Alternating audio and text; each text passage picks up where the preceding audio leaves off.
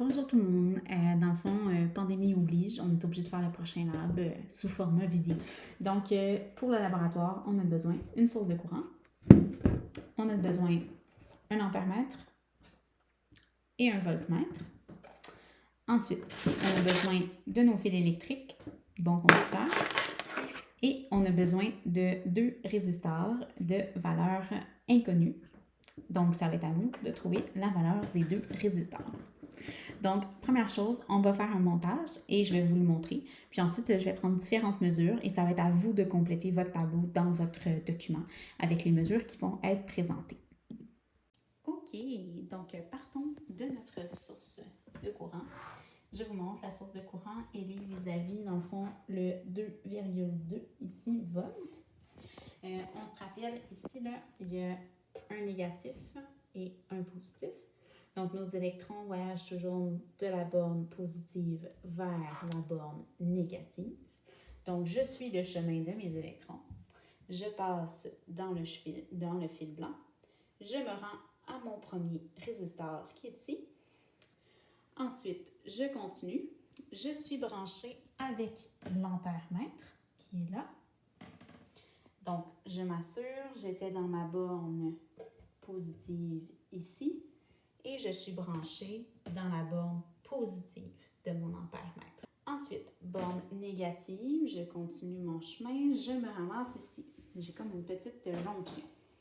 Donc ici, j'ai mon deuxième résisteur qui est là et c'est branché sur un voltmètre.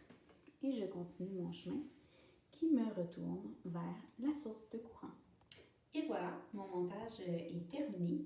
Rappelez-vous par contre que le voltmètre qui est branché ici sur le deuxième résisteur, je peux le prendre et l'amener pour le brancher sur le premier résisteur. On se rappelle qu'un voltmètre, on place toujours ça en parallèle. Donc, je vais vous montrer dans quelques instants là, de quoi ça a l'air si jamais je le branchais sur le premier résisteur.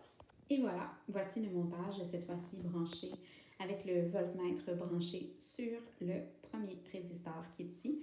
Maintenant, mon deuxième résisteur, il est là. Il n'y a rien de spécial, il n'y a pas de voltmètre branché dessus dans le fond. Donc là, petite question pour vous. Je vous laisse un petit peu réfléchir. J'ai branché ici mon fil rouge dans la dernière borne, donc dans le 300 volts. Pourquoi est-ce que j'ai fait ça à votre avis?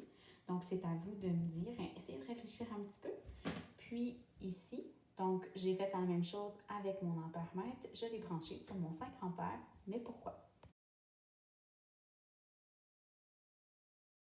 Donc, on se rappelle qu'on commence toujours avec la borne la plus élevée pour ne pas affecter le niveau de sensibilité de mon ampèremètre. Donc ici, mon circuit présentement, c'est un circuit fermé. Donc les électrons voyagent présentement à l'intérieur de mon circuit. Si je regarde bien mon 5 ampères, là, présentement, il n'y a aucun mouvement sur mon aiguille. Donc ce que je vais faire, c'est que je vais descendre à mon 500 milliampères. Il y a eu un petit mouvement là, de quelques millimètres, donc c'est pas assez. Donc je vais venir le mettre sur le 50 milliampères. Et là, on peut voir qu'il y a eu vraiment, là, ma ligne rouge, elle a vraiment bougé.